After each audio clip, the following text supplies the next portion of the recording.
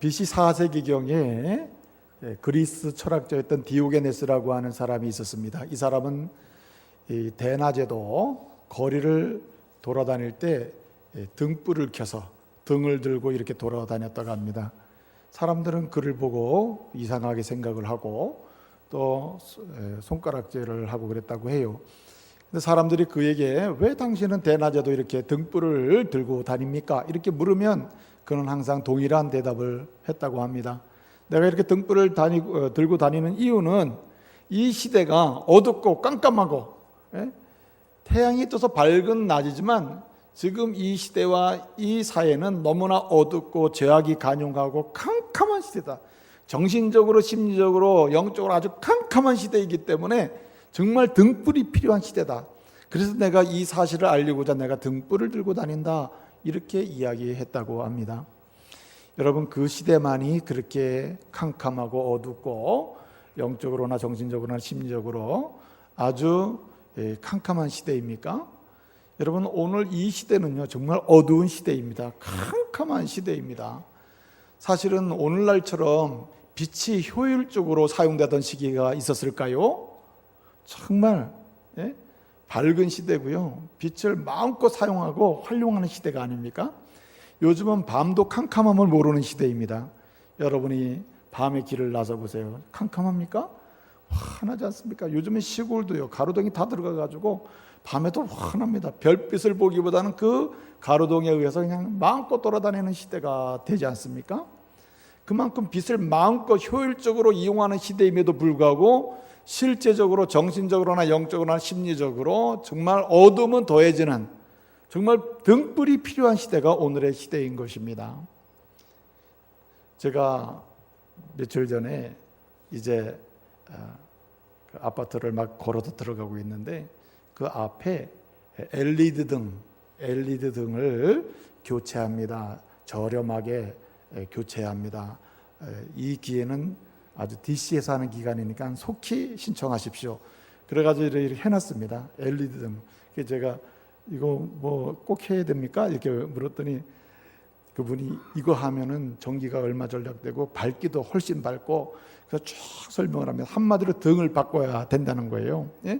지금 사용하고 있는 등을 그대로 쓰면 전기료도 많이 나가고 밝기도 훨씬 안 좋고 모든 면에서 안 좋으니까 지금이야말로 뭐 해야 될 시기냐면은 등을 바꿔야 될 시기라는 거예요. 그래서 LED 등으로 바꾸라는 거예요.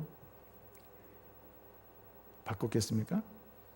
그냥 뭐 안 바꿨습니다. 그냥 뭐 주인이 바꾸겠지만 내가 왜 그거 바꾸나 이렇게 하고 안 바꿨어요. 자, 그런데 중요한 건 뭐냐면 여러분, 오늘 이 시대야말로 우리의 인생의 등을 바꿔야 될 시기입니다.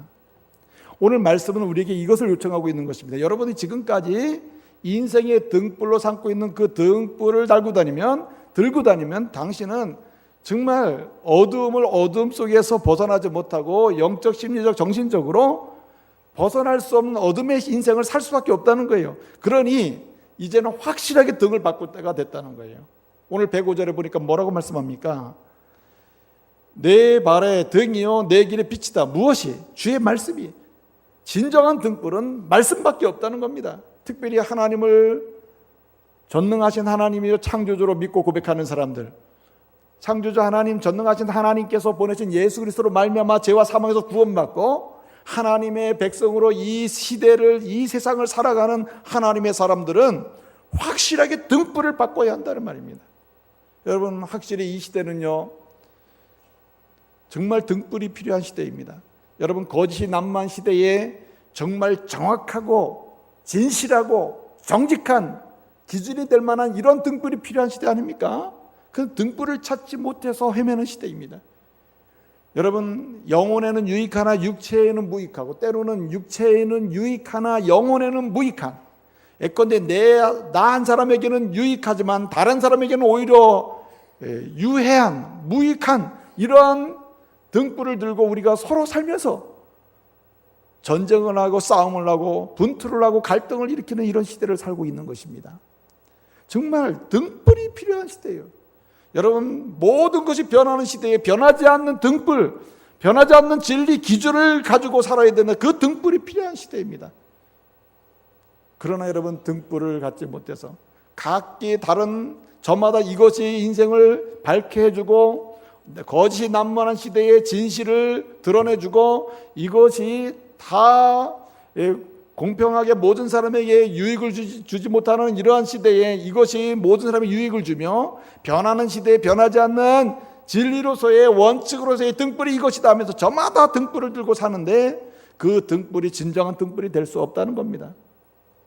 여러분 정말 오고 오는 세대 지금까지의 역사를 보게 되면 사람들은 정말 거짓이 난무하고 그리고 온전하게 유익을 주지 못하는 그런 등불이 없고 그리고 심지어는 모든 것이 변하는 시대에 사람들은 등불을 찾아 나섰습니다.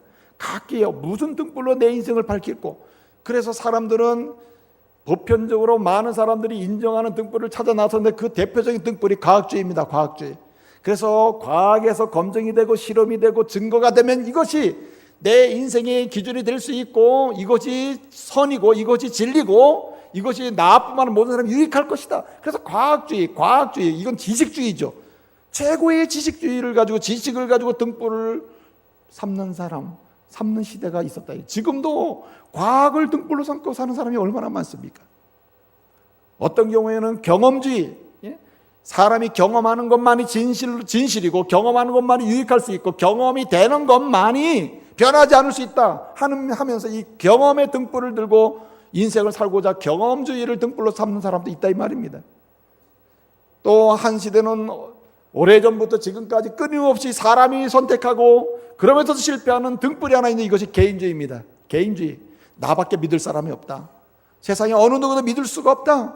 무엇도 믿을 수 없다. 신도 없다. 그러니 내가 나를 믿고 내가 선택하고 내가 결정하는 것만 진리고 내가 결정하는 것만 나에게 유익하고 내가 결정하는 것만 변하지 않을 거야. 그러면서 개인주의의 등불을 들고 사는 이런 시대가 되었다는 말입니다. 그래서 수많은 사람들이 과학주의의 등불을 들고 때로는 경험주의의 등불을 들고 때로는 개인주의의 등불을 들고 저마다 인생을 살아가는데 오늘 말씀은 우리에게 얘기합니다. 그리스도인들조차도 과학주의에 사로잡히고 경험주의에 사로잡히고 그리고 개인주의의 등불을 들고 제대로 살고 있다고 생각한다면 이미 역사가 증거하듯이 이미 그것은 진실이 될 수 없으며 누군가에게는 무익하며 누군가에게는 계속해서 변하는 기준이 될 수 없는 것이 될 수밖에 없다고 오늘 말씀은 지적하고 있는 것입니다.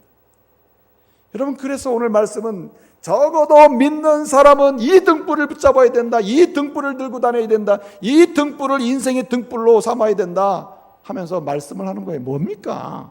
오늘 성경이다 이렇게 말씀하고 있는 거예요. 여러분 왜 성경이 거짓이 난무하고 위선이 난무하는 시대의 진정한 참된 그리스도인의 등불이 될 수 있습니까? 성경만이 정직하고 성경만이 정확하고 성경만이 진실하고 진리이기 때문에 그래요. 여러분 사무엘하 22장 31절을 보게 되면요 그 시대 사람들도 나름의 검증을 통해서 나오는 것이 등불이다. 나름의 경험되는 것만이 등불이다. 나름의 자기 자신만이 등불에 생각하는 수많은 이스라엘 사람들을 향하여 하나님 말씀하신 겁니다. 그 등불을 버리고 이제는 성경의 등불을 붙잡아야 한다. 왜냐? 성경은 거짓과 이선 난무하는 시대의 진실이고 정직이고 그게 진리고 사실이기 때문이다. 사무엘하 22장 31절에서 뭐라고 말씀합니까? 주의 말씀은 완전하고 주의 말씀은 완전하고 여호와의 율법은 뭐예요? 정면이 여호와의 말씀은 정면이 그 말씀에 그 하나님께 피하는 자는 그 말씀이 그 하나님이 그에게 뭐가 된다 그랬어요? 방패가 되미로다. 할렐루야. 그러니까 말씀만이 인생의 등불로 삼아야 되고 말씀만이 인생의 등불이 될 수 있다는 선언인 것입니다. 왜 여러분 말씀만이 인생의 유일한 등불이 될 수 있습니까? 왜 등불이어야 합니까? 여러분 말씀은 모든 사람에게 유익합니다. 내 영혼에도 유익하고 내 육체에도 유익해요. 관계에도 유익하고 나 홀로에게도 유익하고 모든 사람에게 유익해요.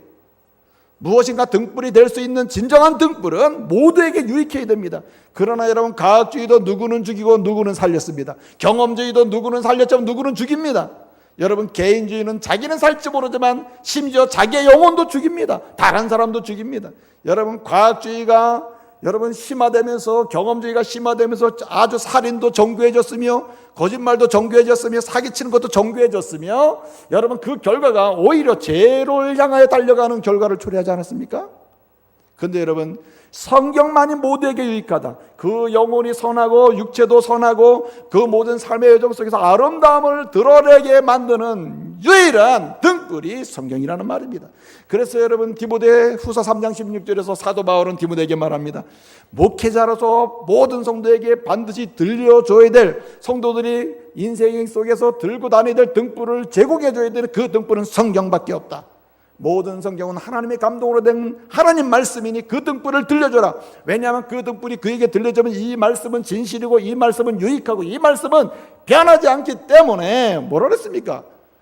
이 말씀은 교훈, 갈 길을 제시해주고 교훈과 책망과 뭔가 문제가 생긴 걸 알려주고 책망과 그리고 돌아오게 하는 능력이 있고 바르게 한과 그 다음에 계속해서 전진할 수 있는 능력을 제공하는 의로 교육하기에 유익하다. 그래서 말씀만이 모두에게 유익하다. 그래서 말씀이 뭐라? 등불이다. 이렇게 얘기하는 거예요. 여러분 왜 말씀만이, 왜 성경만이 오늘 내 발의 등이요 내 길의 빛이 되어야 합니까? 왜 성경만이 등불을 찾는 시대에 진정 우리가 잡아야 될 등불입니까? 그 말씀만이 변하지 않기 때문이에요.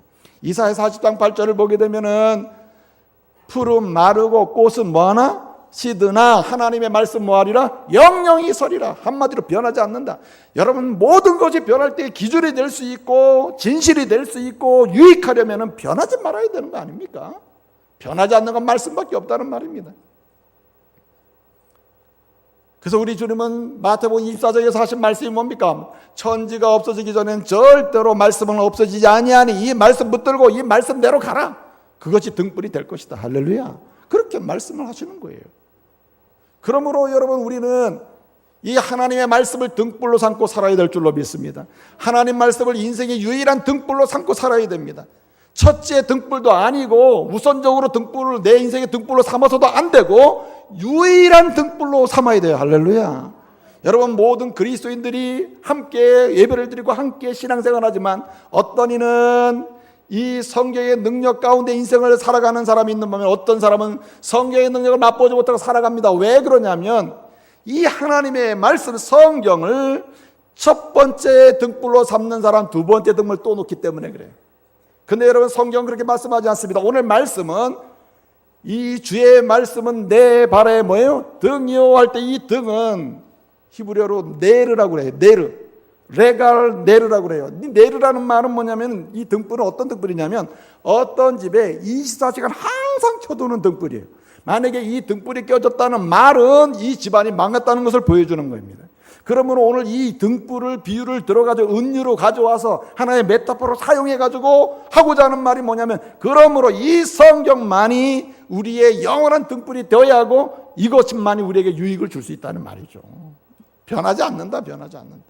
그리고 유일한 여러분 라틴어로 하면은요 라틴어로 캐톨릭 있잖아요. 이 캐톨릭은 성경을 어떻게 취급하느냐? 성경을 등불로 씁니다. 캐톨릭도 성경을 등불로 쓰는데 첫 번째 등불로 씁니다. 이것을 라틴어로 뭐라고 얘기하냐면 프리마 피데이 레굴라라 이렇게 얘기해요. 프리마라는 말은 첫 번째, 우선적이라는 뜻이거든요. 피데, 신앙, 믿음, 레귤라, 법칙이라는 뜻이거든요. 그래서 첫 번째, 우선적으로 신앙이나 인생을 살아가는 데 있어서 믿음의 생활하는 성도들이 우선적으로 삼아야 될 등불, 첫 번째 등불이 이거죠. 그 다음에 두 번째도 있다 없다? 이거 뭐 안 맞네 오늘 이거. 첫 번째 등불로 말씀을 놔요. 프리마, 최우선적인 등불 성경. 또 그 다음에 또 무슨 등불이 있다 이 말이에요. 근데 알고 보니까 첫 번째 등불이 프리마가 아니라 첫 번째 등불이 뭐가 됐냐면은 교황의 결정이 돼 있다 이 말이죠. 전통이 돼 있다. 전통이. 유전이랄까요? 유전이 돼 있고 두 번째 성경이 돼 있고 이렇게 돼 있다 이 말이죠. 어쨌든 그들이 말한 대로 프리마 첫 번째로 놓았다 하더라도 이것은 등불이 아니에요. 제대로 된 등불이. 여기서 오늘 말씀에 네르 이 등불은 가문에서 가정에서 하나밖에 없는 등불, 크고 작은 등불이 많이 있었겠죠. 그러나 이 등불은 꺼지지 말아야 되고 반드시 켜져 있어야 되고 유일한 등불이에요. 유일한 등불. 다른 등불과 비교가 안 되는 등불입니다. 그 등불로 성경을 삼아야 된다는 거예요. 그래서 종교개혁자들은 칼빈이나 루터나 머츠빙글이나 모든 종교개혁자들은 프리마가 아니라 라틴어로 솔라라고 그래요. 솔라 피데이 레귤라. 솔라라는 말은 유일한 하나밖에 없는, 다른 등불은 있을 수 없는 이란 뜻이에요. 그러므로 성도가 하나님의 말씀의 능력과 그 은혜 가운데 인생을 진정으로 밝게 빛나게 살아가기를 원하신다면은 성경을 제1의 법칙에 놓고 제2의 법칙에 놓고 또 다른 거 이게 아니라 성경만이 내 인생의 유일한 등불로 삼아야 할 줄로 믿습니다. 성경만이 유일한 솔라, 유일한 하나밖에 없는 등불로 삼아야 된다. 여러분, 등불을 두세 개 들고 다니면은 그게 우리를 혼돈을 시키는 거예요. 등불은 하나다. 네르, 오늘 여기 내 발에 등이요 할 때 이 등은 네르인데, 이 네르는 하나밖에 없는, 이것이 꺼지면 끝난다는 얘기고, 그러므로 이것이 항상 켜져야만 내 인생이 가능하다는 이런 얘기입니다, 여러분. 그러므로 저와 여러분은 인생의 여정을 살아가면서 오늘 본문 보니까 이 주의 말씀 성경은 내 발의 등이요, 여기 내 발의 등이요 할 때 이 말의 의미는 발은 한 스텝 한 스텝 가야지 전진하는 거 아닙니까? 내 발의 등이요라는 말은 내가 인생을 살아가기 위해서 한 가지 한 가지 행위를 할 때마다 이 행위를 바르게 하고 계속되게 하고 성공적으로 나가게 하고 진취적으로 나가게 하는 유일한 등불이 뭐라고 해요? 성경이라 해요. 성경. 그 다음에 내 길의 빛이라 했습니다. 이 내 길이라는 말은 이 스텝이 연결되면 이게 인생이 되는 거 아닙니까? 길이란 우리 시작부터 끝까지 영원한 삶까지 인생 여정 전체를 가리키는 겁니다. 내 발은 한 스텝 한 스텝을 가리킨다면은 한 스텝 한 스텝이 모아져가지고 펼쳐지는 내 인생, 그게 길이요, 길. 그게 길이라. 내 인생 전체 여정 속에 어떻게 해요? 표준이요, 지침이요, 기준이요, 안내의 핵심이다 하는 뜻이 바로 빛이라는 말입니다.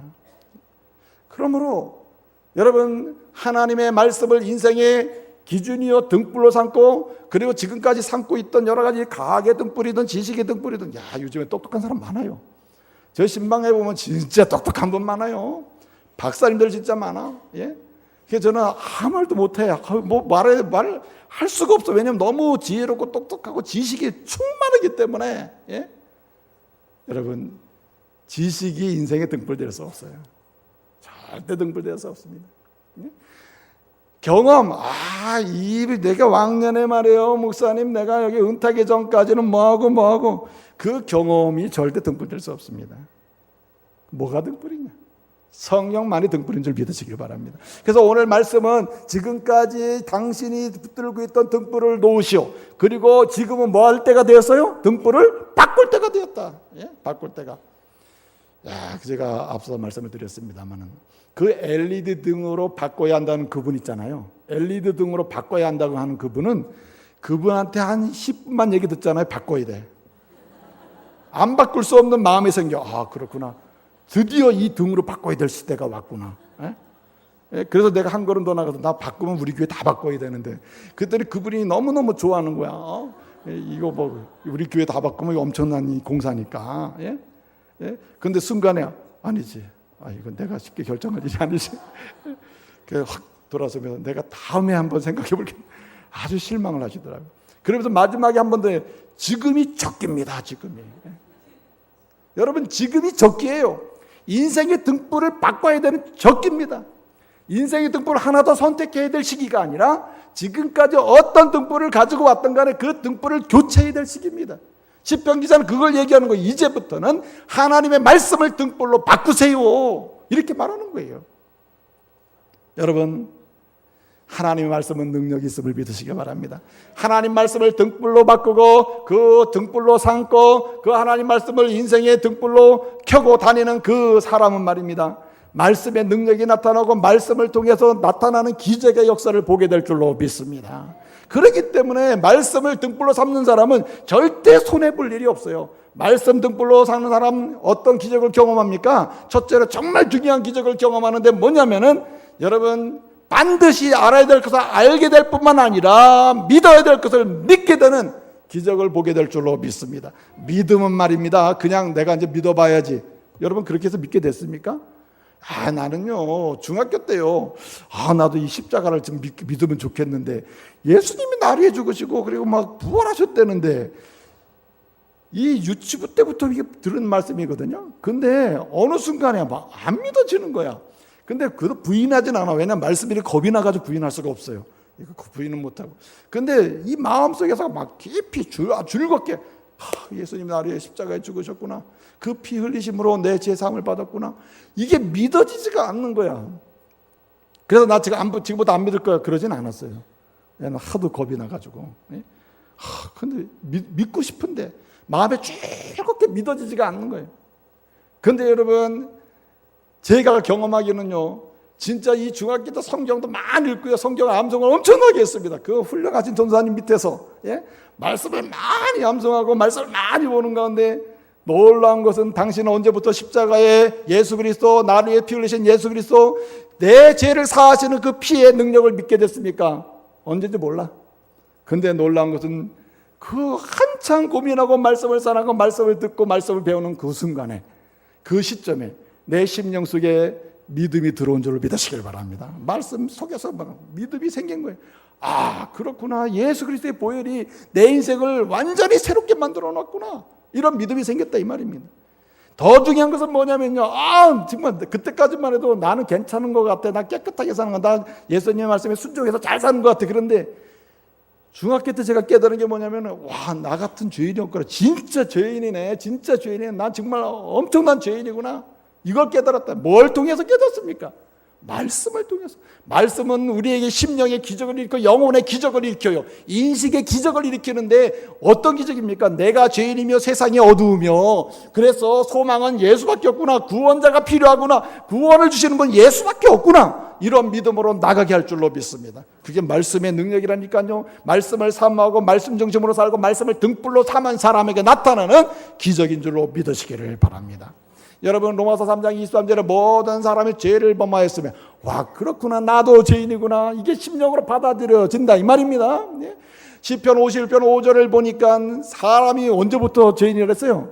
출생 때부터 죄인이다. 태어날 때부터 태어나고 나서 살다가 내가 죄를 짓기 시작하면서부터 죄인이 아니라 출생 때부터 죄인이구나. 이게 다윗의 고백 아닙니까? 그렇구나. 나도 다윗같이 태어나부터 원래 죄인이었구나. 그래서 예수님을 의지하지 않고 살 수가 없구나. 이게 알게 된다 이 말입니다. 예레미야가 말입니다. 예레미야 14장 9절에서 뭐라고 17장 9절에 뭐라고 얘기합니까? 만물보다 부패한 것이 너의 뭐라고요? 마음이다 마음. 저는 그래 내 마음은 깨끗한 줄 알았어요. 그런데 선을 행하고 도덕적인 행동을 하면서도 내 마음 속에는 뭐가 일어나요? 아주 악한 생각, 안 좋은 생각, 더러운 생각이 막 일어난다 이 말이에요. 그만큼 마음이 부패했다. 언제 이런 것이 깨달아집니까? 언제 이것이 믿어집니까? 언제 이것이 인식되고 알게 됩니까? 하나님 말씀 앞으로 나갔더니 말씀을 등불로 삼았더니 내 인생의 지식을 탐구할 때나 공부를 할 거나 어떤 경우에도 하나님 말씀을 등불로 삼았더니 나 같은 죄인도 없구나. 그렇게 알게 된다 이 말이죠. 여러분 디모데후서 3장 1절 이하를 보게 되면 말세에 고통하는 때가 이르는데 이 세상은 한마디로 어떤 세상이냐? 어둠의 세상이다. 한갖 더러움의 세상이요, 악을 조장하는 세상이요, 그냥 하나님이 싫어하시는 것만 계속해서 만들어내는 게 이 세상이 어둠에 쌓여있다 이 말이에요. 그렇구나. 이 어두운 세상에서 죄인으로 인생을 살면서 내가 살 길이 무엇이며 소망이 무엇이 희망이 무엇이냐? 내가 어찌할꼬? 여러분 베드로가 말이죠. 사도행전에서 베드로가 설교할 때 3,000명 5,000명이 회개하고 다 죽기로 돌아오는 일이 있는데 그 사람들이 말씀을 받을 때 어떤 일이 일어납니까? 내가 어찌할꼬? 내가 죄인인데 어찌할꼬? 내가 악한데 어떻게 할꼬? 내가 거짓말했는데 이선했는데 어찌할꼬? 하면서 말이죠. 자기가 죄인인가 세상에 어두운 것을 알고도 내가 구원의 길이 어디 있는지 찾지 않습니까? 여러분 요한복음 5장 39절에 보면 무슨 말씀이 나옵니까? 너희가 영생을 얻기 위하여 이 성경을 산 거거니와 이 성경이 누구에 대해서 말하는 것이로다? 나에 대해서 증거하는 것이로다. 무슨 말입니까? 성경을 중심으로 성경을 등불로 삼고 사면 누구를 계속 만나게 되느냐? 누구? 예수 그리스도 만나게 될 줄로 믿습니다. 왜냐? 성경이 예수를 증거하기 때문에. 그래서 여러분, 내가 죄인이며 세상이 어두우며 악하며, 어떤 사람은 세상 말세야, 세상 말세, 이놈의 세상 왜 이런지 몰라, 이 대한민국 왜 이런지 몰라. 원래 세상이 그래요. 원래 그래, 원래. 우리 집안 보면 우리 집안 참 될 집안 같지가 않아. 우리 집안은 왜 우리 집안만 그러나. 다 그래, 다. 집안이 다 그래요. 그게 세상이에요.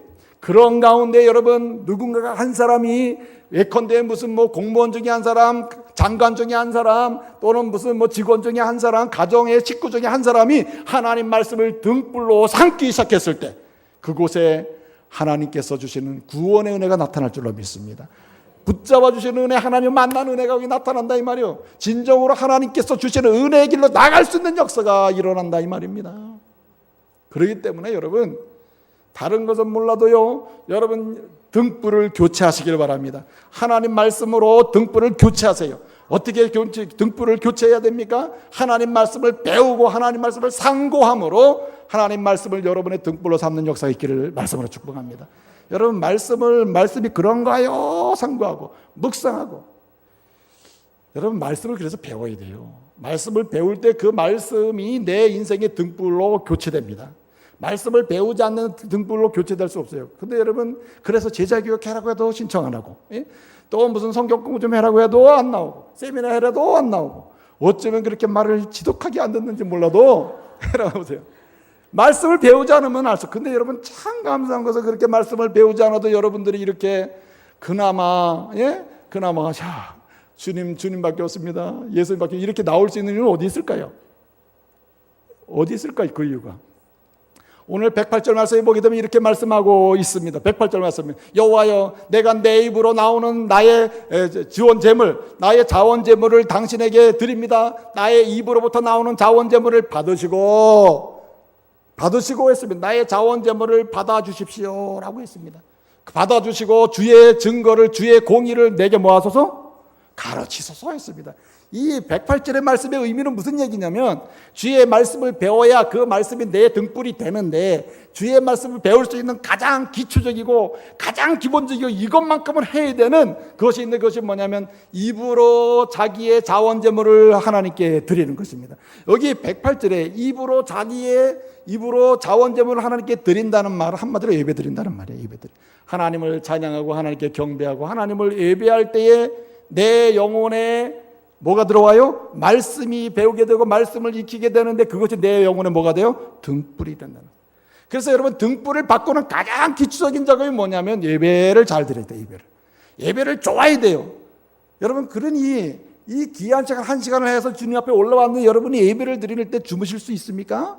내가 딱 성경도 못 읽고 읽지도 못하고 사모하지도 못하는데 주여, 유일한 기초가 되는 말씀을 배울 수 있고 말씀을 등불로 바꿀 수 있는 유일한 거, 이것밖에 없는데 이 1시간이라도 정신 차리게 하옵소서. 이래가지고 말씀을 들어야지. 이 1시간도 주여 주무시게 해 주옵소서. 주무시면 이게 되겠어요? 안 되지. 예? 여러분 중에 내가 하루에 한 장씩 성경을 읽고 일주일이 지났습니다만 일주일에 7장을 읽고 교회 오신 분 눈을 깜빡여 보셨어요? 예? 눈 깜빡여 보라. 없죠. 하루에 한 장을 읽고 7장을 여기 정확하게 읽고 오신 분이 있습니까? 있긴 있겠죠. 그런데 저는 확신합니다. 대부분 안 읽었다. 그나마 여러분이 이렇게 말씀의 등불로 향할 수 있는 이유가 어디 있을까? 감사한 거죠. 예배에 있는 줄 믿으시기 바랍니다. 가정 예배가 살고 개인 예배가 살고 큐티가 살고 그럴 때 그 말씀이 배워져서, 그 말씀이 가르쳐져서 등불이 교체되는 작업이 일어나는 거예요. 그렇기 때문에 우리는 이런 소망을 가져야 돼. 주여, 주의 말씀대로 배우게 하옵소서. 더하지도 말고 빼하지도 말고 주의 말씀대로 내가 배우고 그 말씀을 등불로 삼게 하고, 이런 소망이 있어야 돼요. 여러분이 설교를 할 때 주의 말씀을 받잖아요. 받을 때 저건 내 마음에 쏙 드니까 아멘. 어찌게 저 사람 저거 말씀은 기분 나쁘게 저런 말씀 하냐, 저것은 노멘 이러면 되겠어요? 이래서는 안 되는 겁니다. 말씀은 있는 그대로 더하지도 말고 빼지도 말고 그대로 받아야 돼요. 그래야 그 말씀이 등불로 교체가 돼요.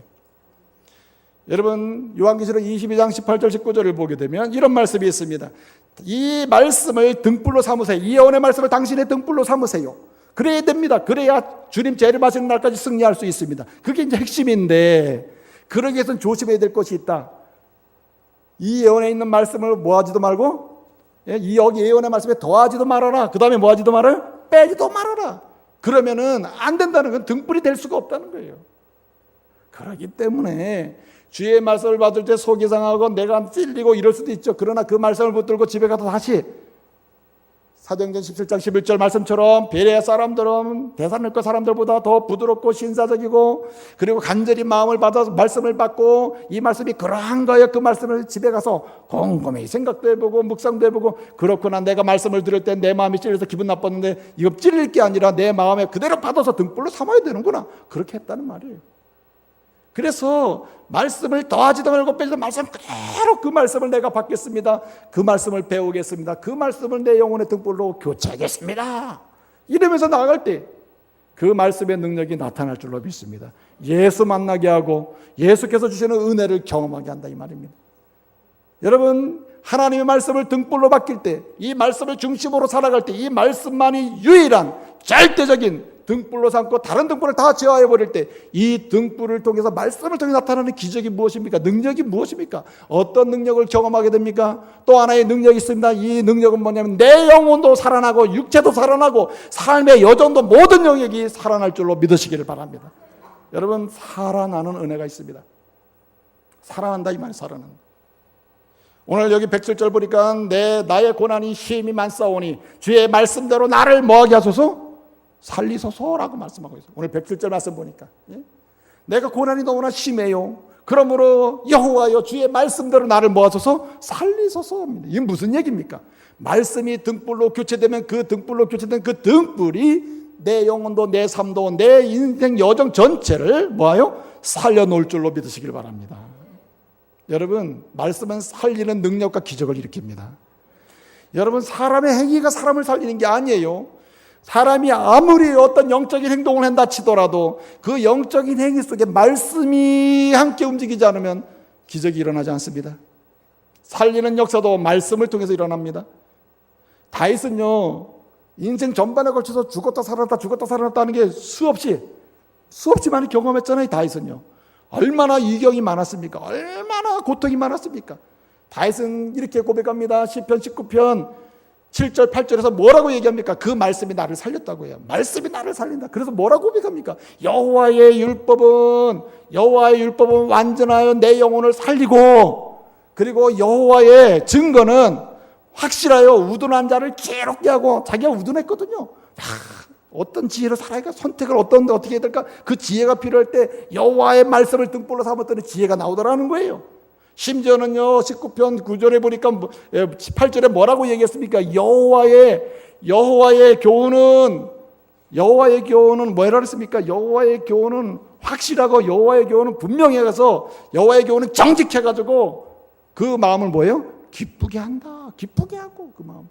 여러분, 환경이 내 마음을 기쁘게 만드는 것처럼 보여도 사람은 환경 이전에 내 마음의 상태에 의해서 내가 즐거워질 수도 있고 슬퍼질 수도 있습니다. 그렇지 않습니까? 여러분, 그냥 잔치상 앞에서 어떤 사람은 슬퍼하는 사람이 있어요. 내적으로. 잔치상을 차렸는데 왜 슬퍼합니까? 좋은데. 그 마음의 상태에 따라 다른 거예요. 근데 여호와의 말씀의 능력이 어떤 것이냐면 마음을 살려요. 마음을. 아무리 죽을 상황이라도 그 마음을, 여호와의 말씀은 뭐예요? 정직해서 그 마음을 즐겁게 만들었어요. 심지어는요, 여호와의 계명은 순결해서 그 눈을 밝게 한다. 여러분, 하나님 말씀이 내 마음속에 내 삶의 등불이 되면 눈이 바뀌어요. 맨날 현실적으로 보이던 것이 그 속에 있는 하나님의 사랑이 보이고 그 너머에 있는 하나님의 영광이 보인다고요. 실패가 현실적이지만은 실패가 바로 보이던 것이 말씀이 그 삶의 등불이 되잖아요. 믿음의 눈이 띄어서 그 눈이 밝게 돼서 그 실패 속에 하나님이 예배하시는 승리를 보게 될 줄로 믿습니다. 그래서 여러분, 살려내는 능력이 말씀에 있다, 이 말이에요. 말씀이. 여러분 보세요. 예수님이 복음서를 보게 되면 예수님이 가시는 것마다 뭘 전하십니까? 말씀을 선포하시거든요. 예수님이 침묵하신 적은 한 번도 없어요. 예수님이 침묵하시더라도 그 근본은 말씀을 주시기 위한 예비입니다. 예비. 그래서 예수님이 가신 곳마다 마태복음에서 요한복음까지를 보게 되면요, 예수님이 가신 곳마다 다 말씀이 선포됩니다. 주의 말씀이 선포돼요. 그리고 그 말씀을 등불로 삼으라고 주님이 말씀하십니다. 그래서 그 말씀을 등불로 사는 사람들에게 뭐가 나타나요? 귀신들의 귀신이 나가고요, 예? 병든 자가 치유함을 받고요, 눈먼 자가 눈을 뜨고요, 죽었던 자가 살아난 줄로 믿으시길 바랍니다. 뭐의 능력입니까? 말씀의 능력이에요. 말씀을 살리는 능력이 있다 이 말입니다. 여러분, 꼬인 사람끼리 만나가지고 네 왜 꼬였냐, 왜 나에 대해서 이렇게 자꾸만 그러느냐, 난 너에 대해서 이런데 자꾸만 말하면 풀려요, 안 풀려요? 안 풀려. 주의 말씀 앞에 나가서 내 자신을 내려놓고 돌아보는 가운데 사람을 만나면 주님이 풀어주실 줄로 믿습니다. 다 풀어주시는 거예요. 여러분, 에스겔서를 보게 되면 에스겔을 하나님이 부르십니다. 너는 해골 골짜기로 가라. 해골 골짜기. 그거 가면 해골이 많을 거다. 가보니까 막 해골이 쫙 걸렸어요. 그 뼈다귀가 마른 뼈다귀라 그랬어요. 마른 뼈다귀니까 이건 무슨 사람이 죽고 나서 해체된 지도 수년이 지났다는 얘기죠. 그 마른 뼈다귀. 그 마른 뼈다귀를 향해서 뭐라고 해라 그랬습니까? 하나님이. 너는 딴 것도 하지 말고 마른 뼈다귀를 들지도 말고 그 무엇을 만져서 서로 뭐 머리하고 목하고 맞춰놓지도 말아라. 그거 하라 그러지 않았어요. 오직 너는 내가 너에게 주는 말씀만 그대로 가서 그 말씀만 그대로 해골 골짜기에 가서 선포하라 그랬어요. 말씀을 그대로 가서 얘기해라. 그래서 그 말씀을 가서 선포했더니 주의 말씀 그대로, 그 말씀을 변형하지 더하지도 빼지도 않고 그대로 가서 선포했더니 무슨 일이 일어납니까, 여러분? 여기에 뼈들이 서로 연결되고 그 뼈들에 살이 붙고 심줄이 생기고 가죽이 덮이고, 그래서 심지어는 살아 움직이는 역사가 일어난 줄로 믿습니다. 살려내는 역사가 거기 있다. 살려내는. 그렇기 때문에 여러분, 우리는 하나님 말씀을 인생의 등불로 바꿔야 돼요.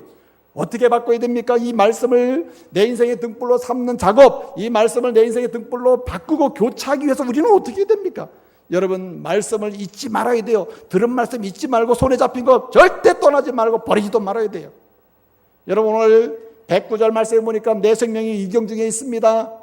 110절 말씀에 보니까 뭐라 했습니까? 내가 정말 사단이 쳐놓은 올무에, 세상의 악인들이 쳐놓은 올무 때문에 죽을 지경입니다. 예?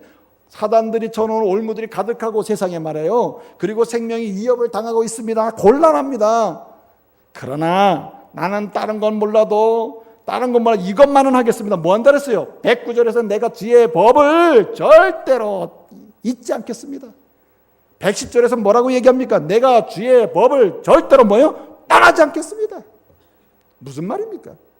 내가 죽을 지경이고 상황은 어쩔 될지 모르지만 나의 유일한 등불은 말씀을 삼겠습니다. 말씀으로 성경을 등불로 삼는 사람, 어떻게 등불로 삼습니까? 잊어버리지 않으려고 막 애를 쓰는 거예요. 기억하는 기억. 여러분, 신명기를 보게 되면 이스라엘 백성들에게 하나님께서 등불로 삼는 방법, 이 말씀을 등불로 삼는 가장 중요한 방법 중에 하나가 뭐냐면 잊지 않는 것입니다. 한 번 내게 들려준 말씀 내 잊지 않으려 하리라. 지난주까지 말이죠, CBS 서울에 그 어떤 회관에서 말하자면 이제 그 필사 성경, 성도들이 이제 필사한 거 있잖아요. 쓴 거 자기가 필사 성경 전시회가 있었거든요. 전시회. 뭐 성경 66권을 다 쓴 사람, 마태복음 뭐 신약 성경 쓴 사람 뭐 여러 유형이 있었겠죠. 근데 정말 그 전시회 논장에 온 사람은 다 눈물을 흘리고 은혜를 받고 갑니다. 왜 그런지 아십니까? 그 쓴 사람이 얼마나 그 말씀의 등불을 체험하면서 얼마나 은혜를 받았겠어요. 예? 말씀을 필사하면서 왜 필사합니까? 이거 말씀을 잊지 않으려고, 어떻게 떠나지 않으려고, 예? 애를 쓰는 거죠. 애를 써. 성경 그냥 다 66권 다 인쇄체로 잘 나와 있는데 왜 써? 힘들게. 이 마음이 다르지 않습니까? 어떻게든지 잊지 말아요. 그 힘들게 암송하긴, 예? 내가 주께 범죄치 아니하려 주의 말씀을 내 마음에 두었나이다. 시편 기자의 고백처럼. 왜 암송합니까? 왜? 잊지 않으려고. 주의 말씀 어떻게든 잊지 않고 떠나지 않으려고. 그러니까 그 말씀이 그에게 등불이 되어 그를 살려내는 줄로 믿으시길 바랍니다. 우리 이런 열정이 있어야 돼요. 사모함이 있어야 돼요. 예? 사모함이. 한 가지 또 다른 기적이 있습니다. 여러분, 주의 말씀을 등불로 바꾼 사람에게 나타나는 기적이 무엇이며 그 말씀이 주는 능력이 무엇입니까? 여러분, 말씀이 등불이 된 사람, 말씀을 등불로 교체한 사람에게는 평생의 즐거움이 넘칠 줄로 믿으시기 바랍니다. 오늘 시편 119편 111절을 보니까 뭐라고 말씀하고 있습니까? 111절에 보니 내가 주의 말씀을 내 기업으로 삼았사오니 이는 그것이 내게 뭐가 되며 즐거움이 됨이니이다. 이건 무슨 말씀이냐면은 말씀만이 내 인생에 즐거움을 주는 능력이라는 말입니다. 그래서 여러분, 말씀이 외쳐지는 거, 말씀이 선포되는 곳에 말씀이 선포되니까 아이고 나 이제 죽었구나 이런 사람 봤습니까? 죽었다가도 살아나겠구나 하는 능력을 보게 되는 거죠. 즐겁게 되는 것입니다. 기뻐하며 살게 되는 거거든요. 그래서 여러분, 주의 말씀을 지난번에 여러분 우리가 신약성경 통독하게 하는데 참 말씀을 처음 통독할 때는 언제 다 읽나, 마태복음 처음 시작할 때 제가 가보니까 막 전부 언제 다 읽나 이런 표정이요. 요한계시록 끝나는 날 가서 사진 찍고 왔어요. 저는 딱 갔더니 막 얼굴이 좀 뭐 해 같아, 막 밝아져가지고 즐거움이 넘친 줄로 믿으시길 바랍니다. 여러분, 말씀이 등불이 되면요 영원히 즐거워. 일단 즐거워. 성경 읽으면 슬퍼지는 사람한테 성경 읽다가 더 슬퍼졌어 이런 사람 봤습니까? 슬퍼도 죄 때문에 슬퍼져서 회개함으로 기뻐지게 되는 거지. 안 그렇습니까? 그렇기 때문에 우리는 하나님의 말씀을 인생의 등불로 교체하고 하나님 말씀을 인생의 등불로 삼는 일에 전념해야 합니다. 그래야 즐거움이 넘치대요. 그 기적을 맛보게 돼요. 당신은 왜 인생이 즐거움이 있는가? 말씀 때문이다. 그래서 오늘 말씀 보니까 111절에 뭐라 그랬습니까? 내가 등불로 삼기 위하여 등불로 교체하기 위해서 그거 한 일이 뭡니까? 주의 말씀을 나의 뭐로 삼았어요? 영원한 뭘로 삼았어요? 기업으로 삼았다. 영원한 기업. 영원한 기업으로 삼았다 그랬어요. 영원한 기업. 이 영원하다는 것은요 히브리어로요 레올람이라고 그래요. 레올람. 이 레올람이라는 말은 끝이 없습니다. 한마디로 하나님 때문에 진행되는 놀라운 결단과 가정을 의미하는 거예요. 그렇기 때문에 여기 영원한 기업으로 삼았다는 말은 평생에 이 말씀을 내 모든 유산으로 삼고 소유로 삼고 모든 거 다 버려도 이것만큼 내가 들고 살겠습니다 하는 것 같아요. 그러므로 여러분만 즐거우면 되겠어요? 정말 멋있는 아버지 엄마는 누굽니까? 당신들도 즐겁고 자녀들도 즐거워야지. 심지어는 부모도 즐겁게 만들어야 되는 거 아닙니까? 나도 즐거운 인생 살고 너도 즐거운 인생 살게 만들어야 되는 거 아니에요? 이것이 말씀이 그 등불이 될 때 가능한데, 그러기 위해서 이 사람은 뭐 한다는 시편 기자는 차라리 이제는 지금까지는 원래 이스라엘 사람들은 기업을 뭘로 기업으로 삼습니까? 땅을 기업으로 삼는 건 땅. 여러분, 여호수아의 인도하에 이스라엘 사람들이 가나안 땅에 들어왔죠. 정복 다 했습니다. 그리고 12지파에게 그리고 각 지파에 속한 가문들에게 뭘 나눠줬어요? 땅을 분배했어요. 땅을. 그리고 이것을 뭘로 삼으라 그랬어요? 기업으로 삼으라 그랬어요. 기업. 그래서 이것이 뭐 살다 보면은 팔기도 하고 뺏기기도 하고 그럴 거 아니에요? 그런데 나중에 희년이 오면은 도로 다 원상복귀. 기업은 절대 바꿀 수 없다. 기업은 영원한 거다. 이렇게 된 거 아닙니까? 근데 여러분, 오늘 말씀 보니까 땅이 지금까지 내 인생의 기업으로 삼고 왔지만 난 땅을 기업으로 포기하는 한, 내 기업에서 땅을 포기하는 한이 있어도 뭘 기업으로 삼아요? 말씀을 기업으로 삼겠다는 말입니다. 여러분, 자녀들에게요 뭐 돈 모아서 주려고 하지도 마시고 많은 것을 남겨서 좋은 조건을 자녀들에게 물려주려고도 하지 마세요. 오늘 시편 기자는 말합니다. 정말 우리 자녀들을 즐거운 인생을 살고 자녀들이 복되게 만들려면은 뭘 기업으로 줘요? 성경을 기업으로 줘라. 성경을, 말씀을 기업으로 주라는 겁니다. 제가 어젯밤에 이 은혜를 많이 받았습니다. 그래, 나 같은 사람에는 성경을 기업으로 주는 게 제일 행복하지. 여러분들은 돈이 있어서 돈을 줄지도 모르지만 돈 없는 사람은 제일 중요한 성경이에요. 성경에서. 그래서 아빠는 말씀대로 기업을 주겠다. 성경 주는 거죠. 자녀들은 불만이 없어. 불만을 할 수가 없죠. 사랑하는 믿음의 가정 여러분 마음에 내가 인생을 살면서 자녀들에게 성경을 기업으로 주리고 마지막까지 기업으로 성경을 주리라. 말씀을 주리라. 말씀을 기업으로 남기고 기업으로 전수하고 기업으로 남게 하겠다. 이런 소망으로 사시기를 바랍니다. 이제 말씀을 마치겠습니다. 임마누엘 깁스라고 하는 사람인데 이 사람은 이런 말을 했습니다. 개인의 흥망성쇠든 가정의 흥망성쇠든 아니면 교회의 흥망이든 아니면 민족의 흥망성쇠든 그 모든 것은 어디에 달려있냐면 성경에 대한 태도에 달렸다고 했습니다. 성경을 멸시하는 사람은 그 사람도 멸시를 당합니다. 성경을 소중히 다루는 사람은 그 인생도 소중한 인생으로 하나님의 손에서 열립니다. 성경을 소중하게 다루는 집안은 하나님이 그 집안을 소중하게 다뤄주십니다. 성경을 절대적으로 여기는 교회는 하나님이 그 교회를 절대적으로 사용하십니다. 여러분에게 하나님 말씀을 등불로 삼는 역사가 다시 시작되기를 말씀으로 축복합니다. 기도하겠습니다.